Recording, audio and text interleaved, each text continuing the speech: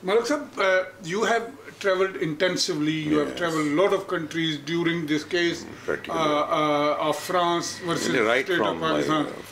Usse pehle bhi, from a very young age. Very young age. So what differences you see in between third world countries and the developed world? First of all, I am not one of those who think like Hamlet of Denmark, that air is foul and full of, you know, this is what he said about Denmark. There is something rotten in the state of Denmark, and air is foul and full of pestilence. I don't agree. I don't agree with the doomsday prayer and soothsayers that everything is going to be dreadful in Pakistan. I'm not one. I'm optimistic about Pakistan. I know what life of the Muslim was when Pakistan was not created. And Muslims of this subcontinent never in their history, I'm talking of the common people, never in the history of the subcontinent they had such good life as they are having in Pakistan today. I know the kind of roads they were, and I know the kinds of roads today in Pakistan. I know the kind of cities we had, and I know the kind of cities we have now. There was no such thing as flash system.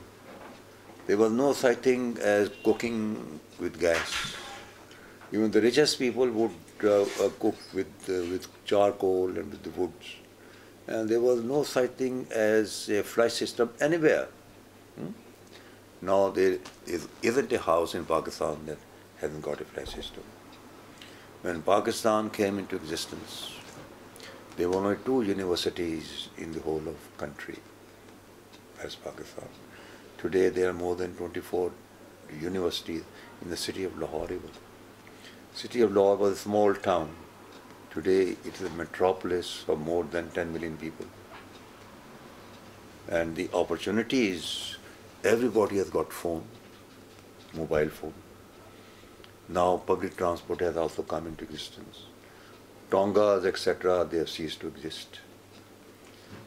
Opportunities of life are far more in our country now than they ever used to be. I would not like to, I don't like comparisons. Each country has its own limitations, its own environment, and you have to judge what we were yesterday and what we are today. What we were 10 years ago and what we are today. Comparisons are odious. Why should I compare myself with Dubai? Don't you think, Malik Saab, that on one side... The question is, in my opinion, the power balance is now very swiftly moving from west to east, practically in everything. Economic power practically has already moved from west to east. I went to China 30 years ago, and now I went to China this year. It is such a fantastic progress. Never in history a country has developed in such short space of time as China has done today. If you go to Shanghai today, the London will look like an old, tired city compared to what Shanghai is today. And everywhere in China you see booming power of their economy and the people focused on something. Before I came to this country about 2 weeks ago, I went to Dubai and I was absolutely surprised to see Dubai is not today, it's futuristic. Except roads, everything is air conditioned. And the whole world is employed over there. They have the finest and the biggest airport in the world. Everything that you will see in Dubai is A1. London looks like a backwater compared to the way today is. So, my view is that power balance will, next 50 years, will move to the east. And one good thing is that we have good relations with China. And I wish we improve our relations with India as well. If we do these two things, have a rational view and relationship with India, and maintain our friendship with China, we will solve most of our problems. This is my view. Don't you think with the development, particularly I'm talking about Pakistan now, there is a development, as you said very rightly, roads are better, the transport system is better, other infrastructures are better, but at the same time there is a load shedding, there is no gas production. These are two things, but on other side I want to bring in another angle of it. We have become intolerant because of religious extremism in the country. I will answer two things in two different ways. Right. Because your question is in fact asking for two different subjects altogether. It is, yes. No, please. I would like to answer one subject at a time. Right. First subject of load shedding. Why load shedding? I give the answer. First of all, during Musharraf's time, he did nothing to maximize electricity. Because to produce cheap electricity is a long-term process, 10-15 years. And governments are not interested in projects which is not going to show result during their tenure. Same is the case with Musharraf.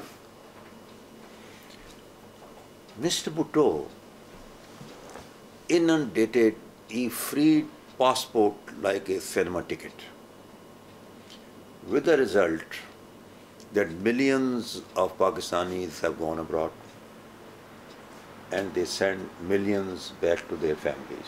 Billions. And most of that money is invested in housing.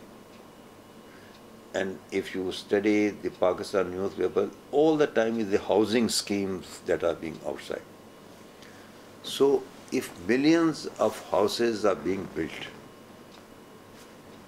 imagine what is the requirement of a single house.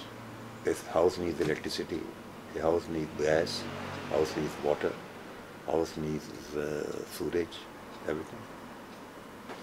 So it is just not possible to catch up with that demand. I assure you, if we had remained poor, these people had not become rich, people had not prospered, we would be having surplus of electricity. But the way Pakistan is developed, its infrastructure in civil engineering, it is just not possible to keep up with the electricity demand. People talk because now there is a shortage of 5,000 kilometers. Today, 5,000. Tomorrow, next year it will be 6,000. Then 7,000. Our infrastructure of conveyance cannot take load of more than 15,000 kilometers. So this is just, you see, just face dressing. What even the present government is doing, various projects are 150 megawatts, 200 megawatts, 300, it's not going to solve the problem. So what these people have done is very clever thing. If they put up industries, it will further complicate problems because industries are on electricity. They are doing things wherein electricity is not important. For instance, civil works, making roads. Now the motorway has been sanctioned from Lahore to Karachi. Chinese are building a railroad from Kashgar to Gwadar. Now in every city they are making this metro. Lahore is having metro rail. Rawalpindi is under construction, metro bus. Metro bus is coming in Faisalabad, metro bus is coming in Multan. So I believe that for the majority of the people, electricity is not as important as communication. England became great because they sent railway to every village. You see, human body is full of millions of roads. If you cut one road, you will die. Communication is the basic development for the primary development of everyone. Because unless you are able to move things and people from one place to another, there cannot be any progress. And anyhow, 70% of the people in this country, even today, those who live in villages, they live without electricity. Electricity is the requirement of cities, not of villages. People live the way. For hundreds of years, people have lived without electricity. Has there ever been shortage of power? For thousands of years. Kings have lived with coal fire, isn't it? Living with the electricity is a modern requirement.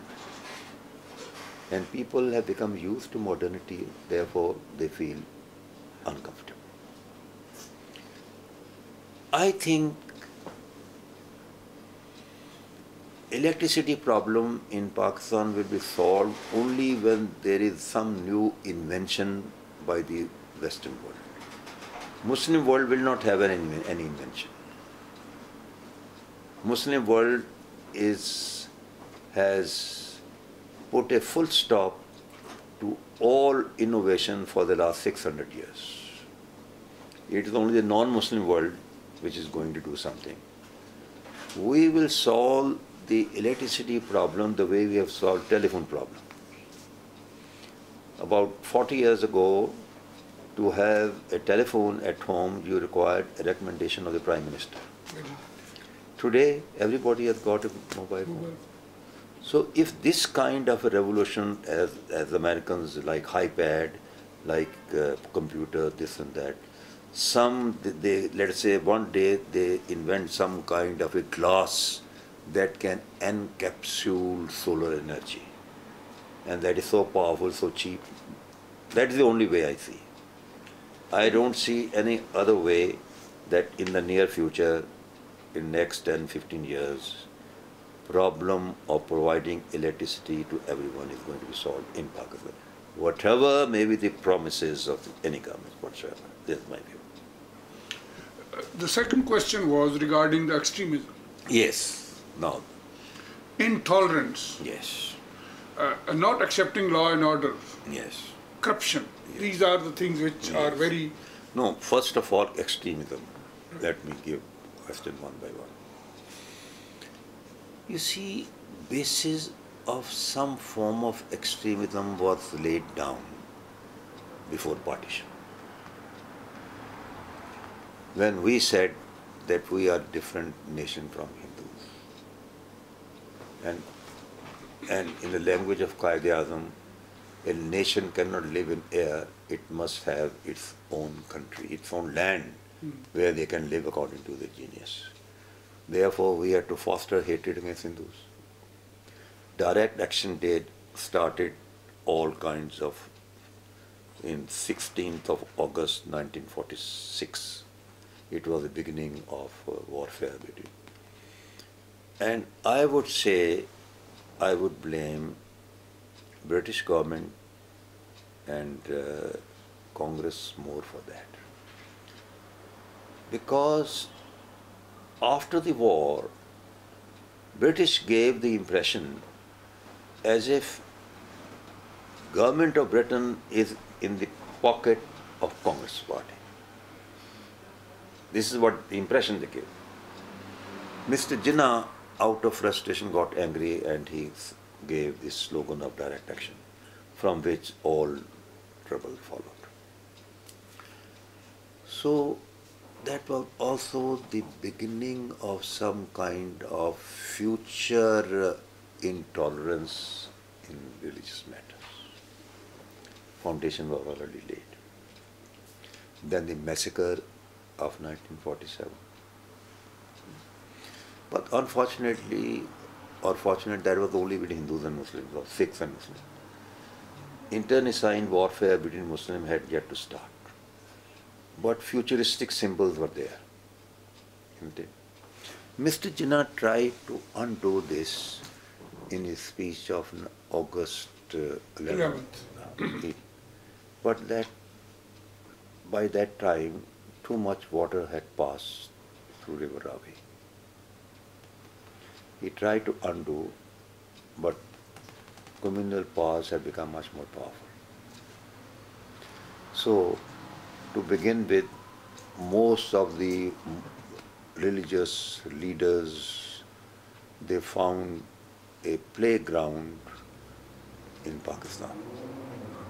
Majority of them came from India to make this as an Islamic state. Most of the leaders, of the intellectual leaders of Islamic movement came from India. I think first movement was in 1953, Khatm-e-Nubuwwat. Leaders who propagated, they came from India. Now the first movement, and I must pay this compliment to the then governments, first of Liaquat Ali Khan, then Khaja Nazimuddin. They did try to stem this extremism. Because democracy is the only weapon where you can argue. Other forms of government can only give orders. And I believe mind is stronger than lungs. The language instrument of dictatorship are lungs. Instrument of democracy is brain. So had we continued with this use of brain through dialogue, we wouldn't have been as bad. But we gave it up. After 3-4 years of Pakistan, we gave it up. We thought it doesn't suit our genius. What it meant was it did not suit the genius of those who rule the country. Gradually, things started moving towards extremism. We had opened the doors. Floods came later on. And floods started coming in the last days of Mr. Zulfikar Ali Bhutto. You know, are familiar with all that. And floodgate was opened by Ziaul Haq. By aligning Pakistan with Afghan war and through the medium of Islamic extremism. They use the same weapon against the Hafizullah Amin's government or Tarkai's government as the British has used against the government of Amanullah in the early days of the 20th century. But after having finished the job over there, now they have turned their eyes to Pakistan.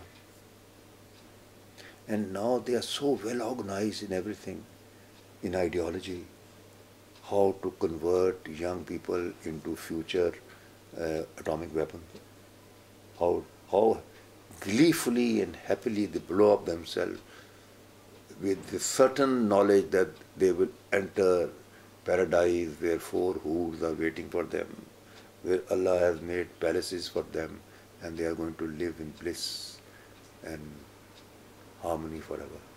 And they have nothing to gain in this world. They have trained them. They are militarily trained. They have got a territory. North of Afghanistan is their rule. So it is a very formidable development. But I am happy, whereas formerly army used these as their allies, now army has taken cudgel against them. This is one good thing happening in Pakistan. What will be, is future is going to tell. But it is not going to be an easy war. It's not going to be an easy walkover. I think it may take at least a couple of decades before you are able to neutralize them. This is my answer. Corruption. Why? Yes. Now, corruption is the inevitable result of public tolerance of it. To be corrupt is not to be an outcast. To be corrupt is not a symbol of denunciation. It's no big deal.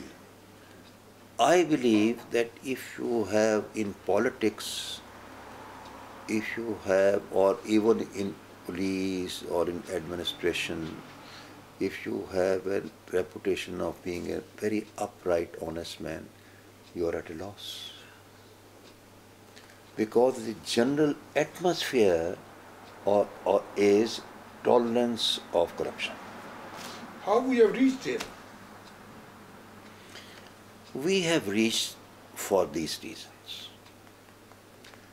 Muslims, throughout their rule, throughout their 1,000 years acquaintance with India, never had money. Because at a time when they were ruling, they were administering, they were in the army, they were in the high post, and they were used to, upper class, they used to gracious living, high living. And money just came. They only knew how to spend money. In the meantime, know-how of the money was acquired by the Hindus, even during the Muslim period. After the establishment of Pakistan, for the first time they saw money. And they were absolutely, they thought, they were, you see, the attitude of a rich man dying and son inheriting property instantaneously without work and being excited about it. So norms of residence about money, we were not able to develop. And it will be a long time before we are able to dike the floodgate of these corruptions. It is not something it is easier said than done. This is my view in Pakistan. No, law and order, we don't obey law and order. You what? live in, come here, travel No. in Dubai, in London, in Paris, in Beijing. People obey the law. Number one law and order I have seen in Dubai. It is better than in London even, because I don't go into various reasons. Pakistan law and order has broken down. A, who is going to enforce law? The terrorists are far more powerful than the police force. Police force is more concerned for the protection of the more important people and for their own protection. Now they have built castle along all the police stations and this protection. They are themselves afraid. And a person who is afraid himself, how can he protect others? This is point one. Point two is, you see, corruption has a cascading effect. If the top man is corrupt, I will think, why should I not be? Why should youth not be? Why should small men not be? You know the reputation of our leaders. They only talk of their corruptions. Any leader you talk, is there a talk of a single main leader in Pakistan today about his integrity, economic integrity? Give me one man. Give me one man. Give me one man. Today. Can you give me one man? So why should I not be corrupt? Why should A, B, C, D in the hierarchy of life, in the cascade of life, why should they not be? So it has become a sport. Since law and order is so weak, young people can steal watches, steal mobile, this and that and everything. Thank God Lahore is not as bad. Lahore is not as bad. And especially where I live in cantonment, it is relatively safe because of many restrictions, etc., etc. I think in Punjab, law and order, Pakistan is not a uniformly organized state. Today, don't talk of whole of Pakistan. Pakistan, the territory lives in one country, one province lived in 10th century, other in 18th century, third in prehistoric age. So you see, there is such a great difference in the outlook, in the atmosphere, in the arrangement, that it's very difficult to have any common standard view about whole of Pakistan. Now let's start with frontier province. Life is nasty, brutish and short. If a person goes out, he has no definite confidence that he's going to come back alive. People are not afraid of army or police, they are afraid of terrorists. They can strike anytime, anywhere, at their will. Practically the whole of provinces engulfed like this. I am afraid of going to that province. Then comes the Balochistan. Great incentive is given to Baloch, you become independent. So they are expelling both Pathans and Baloch together. First target is catch a Punjabi, kill a Punjabi. So Punjabis are running away from there. They pack up everything, come to Punjab, Gujranwala, etc., set up their own business. Whatever money they have got, they will just sell for a song. Whatever they have got, they come and invest. Because all the Punjabis who live in Balochistan are clever people. They are business people. They have the know-how. So they are bringing their whatever little, but nobody steals their know-how. They know how they come to Punjab. Same is the case with Sindh. There is total rule of Vaderas in the interior of Sindh. There is total rule of MQM in Karachi. And Karachi is being challenged by Pathans, by other adventurers also in their respective areas. Only place which is safe in Karachi is defense. Because Karachi is a city of cities. In the interior Sindh, there is a rule by Vaderas. There is little development over there. Whatever development there is, minimal development. Punjab is the only place where it is by and large normal. And these two brothers are doing a good job.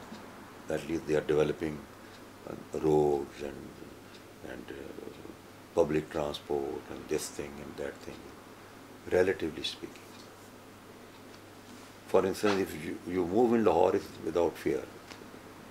And especially where I live is very good. And This is the state of Pakistan. It is not a uniform state. It is not England. It is where you are. But even in Punjab, life is not as secure as it used to be. But people of Lahore are of sterner stuff. They are carefree. They don't bother. For instance, my view is that in London, if there were no tourists here, the London will be a haunted city. Their whole economy will collapse. I don't see any Englishmen buying anything. It's all the tourists, all the foreigners that run every kind of business here. Restaurants, shops, etc., entertainment, this and that and everything. In Lahore, there are no tourists. Nobody dares comes to Pakistan. But you find Lahore is full of fun, full of people, full of restaurants, full of shops. People, thousands of people are out every evening enjoying themselves.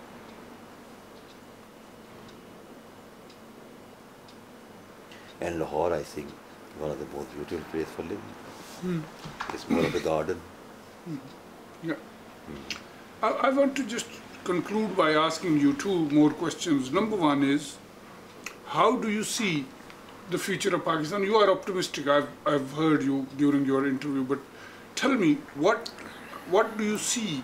What systems should be in place to make Pakistan on the road of development and a peaceful country, which you have just alluded that it is not a peaceful country. The security of the life and the life is not secure in the country. So how and what you think is the road to reach to that secure and safe and peaceful country?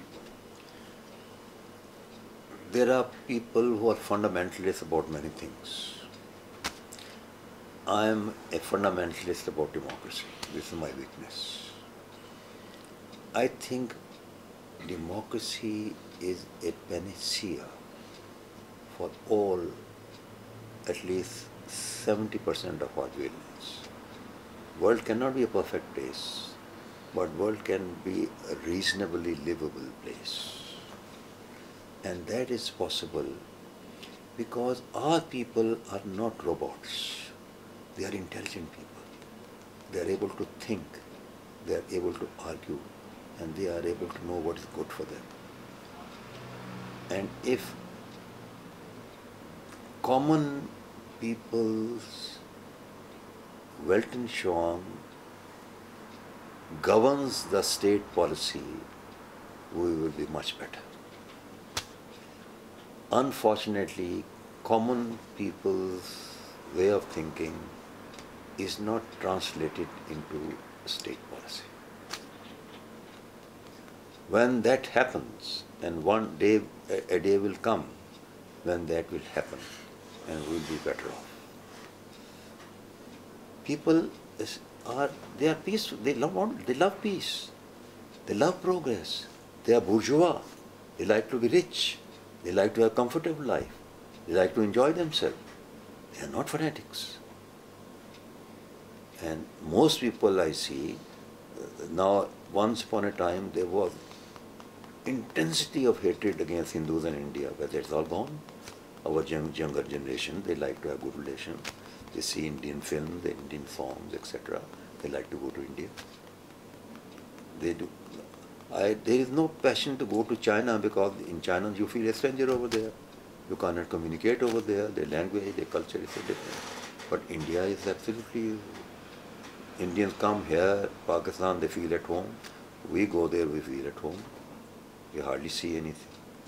But unfortunately, this desire is not translated into state policy. So, democracy, okay, that's fine. Do you think that Pakistani present leadership, political leadership, and others, and I think it will be two parts of my question. Number one, do you think the institution in Pakistan are now moving toward a place where they will have their own roles and they will not interfere into each other? No. You see, in Pakistan is a unique country in this respect that people don't allow dictatorship to have sound foundation.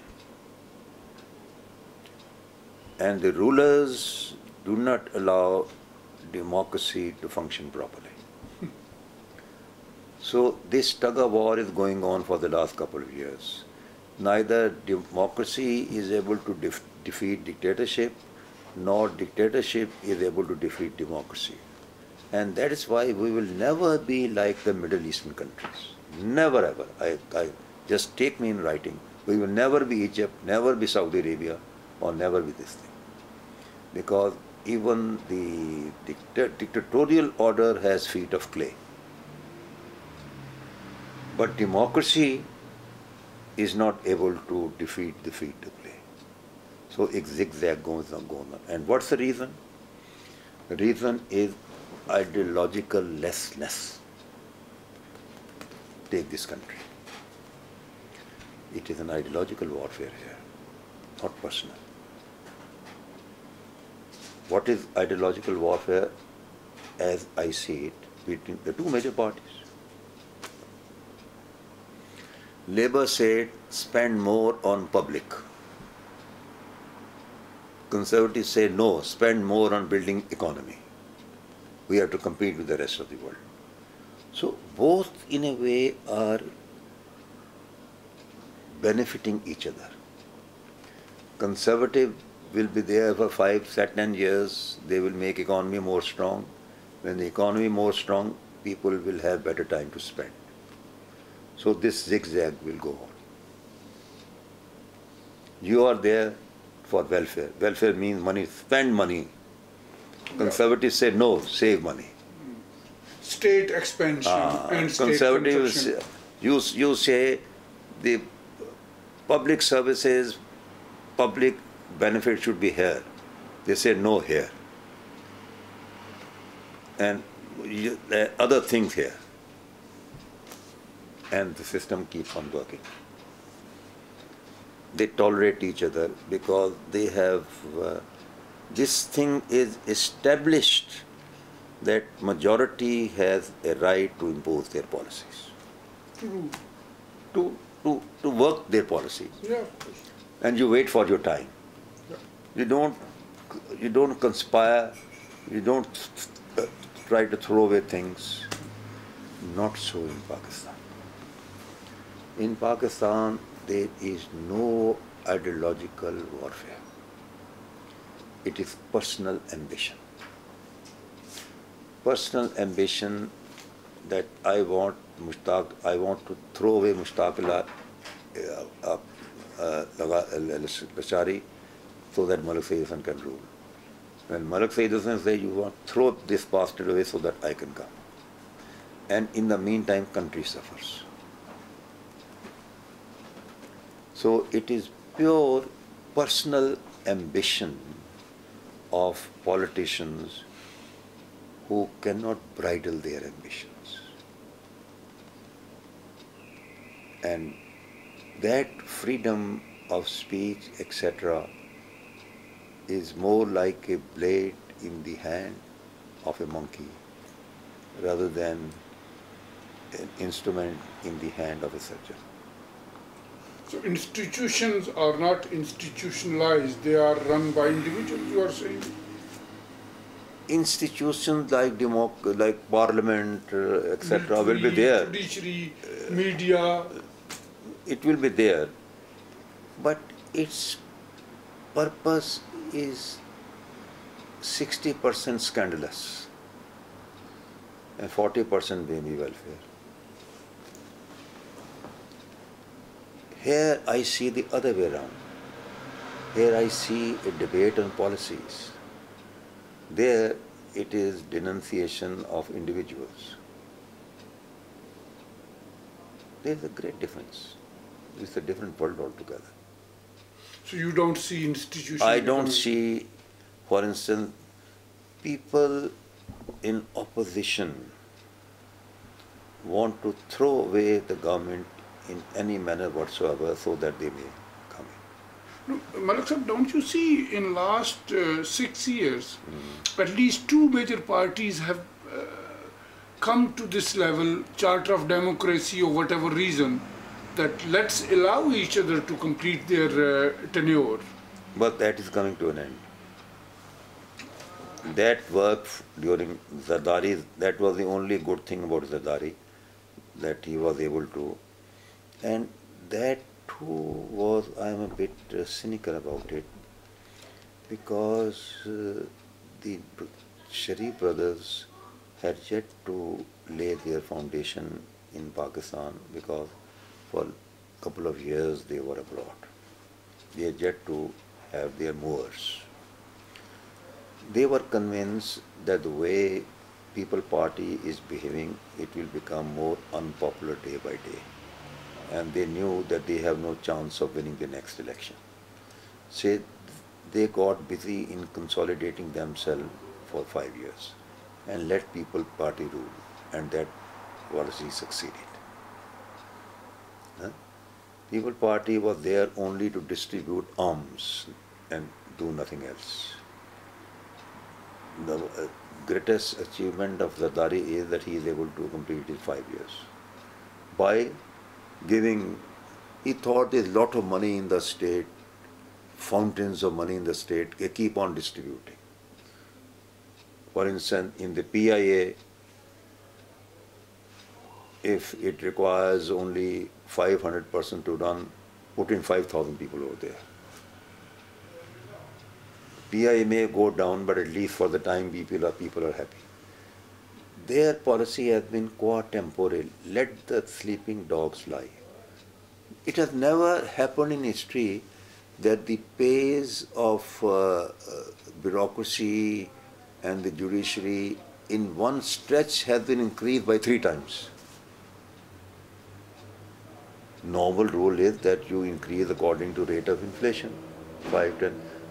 Rather, if the inflation is 8%, the increase will not be more than 5%. But they at once, just to please people, they went on throwing money left and right. They had no concept of development, doing this and that, everything. So, their formula was that we give money to everyone, and because we have given them money, they will vote for us. Benazir income support, that support, this support. But people did not accept that policy. Now these people came. Now they are developmental. They want to build this project, this and that. And they have to borrow money from World Bank on this and that thing. They say, all right, take away all the subsidies on food, on electricity, this and that. Let people pay the bill. They are done away with the subsidies. With the result, the cost of living has shot up by more than 100%. My electricity bills have become double. My petrol, my token on the cars have become double, everything double. So people who are used to more comfortable money during People's Party's regime, now they are also very angry now. People do not see the benefit of development. They don't see that Pakistan 10 years hence will be much better. They are not so patriotic. They see the immediate loss. Now this government is also becoming unpopular. And again, over and above, this is what fiasco of killing all those people. I don't know what happened, what went wrong. So things are not as rosy, as certain. It's just question mark. My view is that for the 5 years, they will be able to weather the storm. But I may be wrong. Mr. Malik thinks the other way around. Everybody. Somebody gave, now these days they talk about this going to go, government will go tomorrow, day after, 1 month, 2 months thereafter. And all the The opposition, through three opposition, they are sharpening their knives. But again, they also have their allies. Muslim League, known as allies in People Party. NQM has come very strongly against it. Against? Today, against this march. They said we are not going to participate in it, we are going to allow the government to continue for 5 years. This is today's statement. You see, again, Maulana Fazlur Rahman, Jamaat Islami, etc. There are many. And my view is that troublemaker will not succeed. Good. But I don't know what led them to kill, to maim 100%. I think there's something I can't understand. Either he's a fool or either he's out of his mind. This is let's say how long and how much it will. But Pakistanis are not people who are morally moved. They are just for the time being. But this will pay a diminishing return.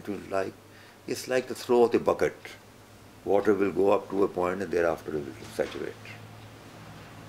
This is my view. Thank you very much, Malik Saeed Saab. It was lovely to talk to you. We will continue another time to do more, and good luck to your books which you are writing. I hope we will be able to read it very soon. Not very soon. Obviously, you have to take the retirement from your practice, but I hope your practice continues with it, and the 3 months you travel, you will use at least 1 month to do your books. Thank you very much once again. Thank you.